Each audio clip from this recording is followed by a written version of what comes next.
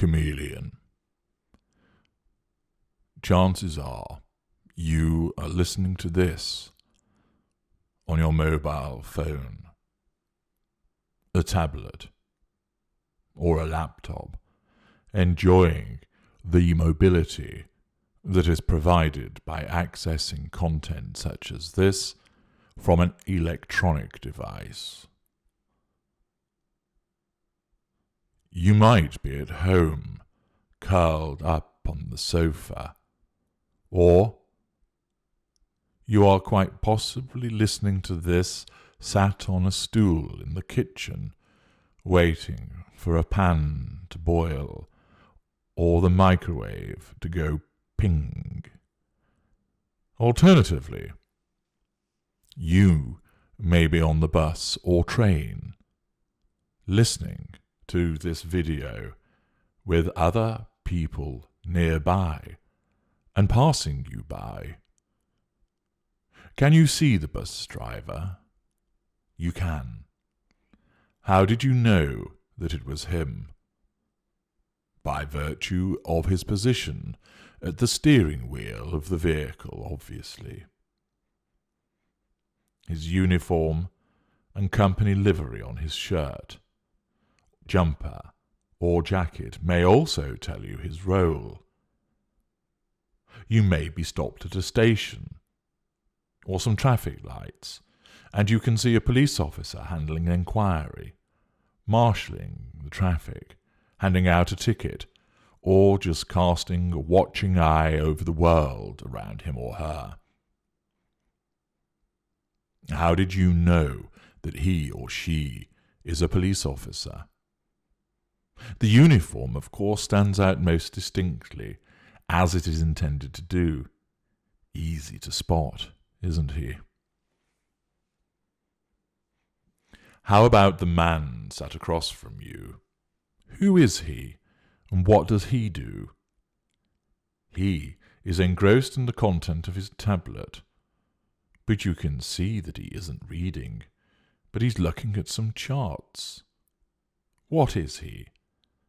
An analyst, maybe? A salesman, checking his sales performance? A statistician looking over the latest data concerning crime rates in the city? He could be any of those things, couldn't he? But you could make an educated guess as to his role. What about the lady who is getting on the bus now? What can you tell about her? She is struggling with a buggy and 2 large bags of shopping, as she is ensuring a toddler also clambers on board.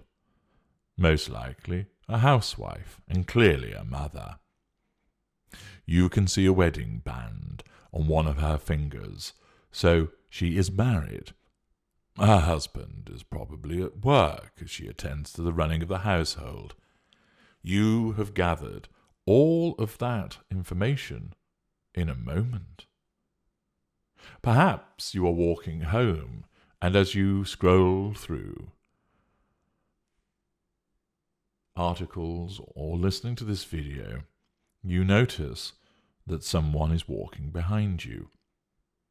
You lower your phone and look over your shoulder to see a well-dressed gentleman walking briskly along, carrying a briefcase.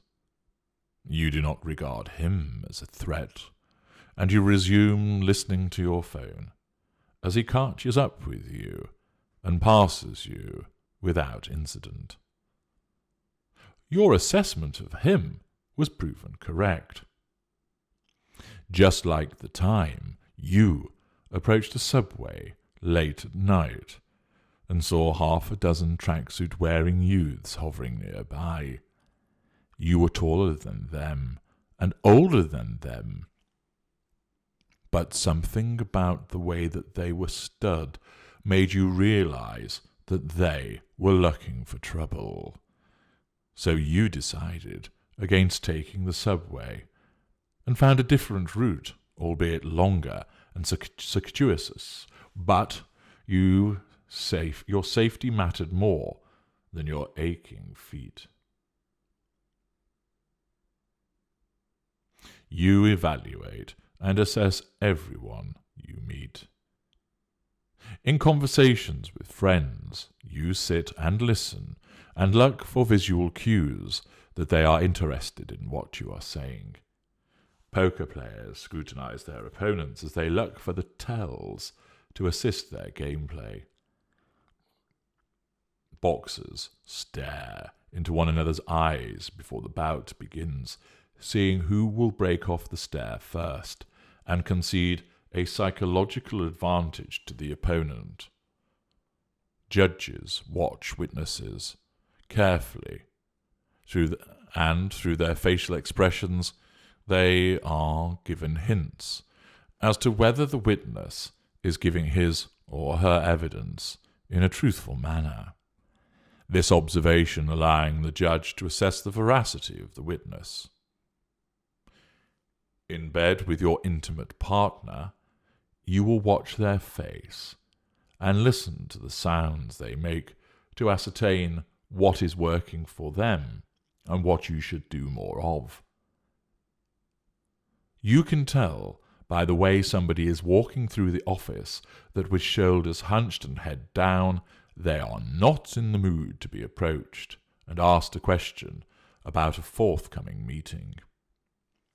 That person in the corner of the room at the party is staring at the floor, feeling too shy to speak to people. Each and every day, you assess hundreds of people and make an instant decision as to who they are, whether you like them, whether you want to help them, or if they present a threat to you. You instinctively know that certain ways the eyes look amounts to a warning. The slope of the mouth denotes irritation. The tilt of the head denotes a certain cockiness. The way someone stands, sits, walks, and gesticulates all tells you something which you process in an instant. You gather so much from a lifetime of watching nostrils flare, lips thin, chins jut, brows furrow, and eyes widen.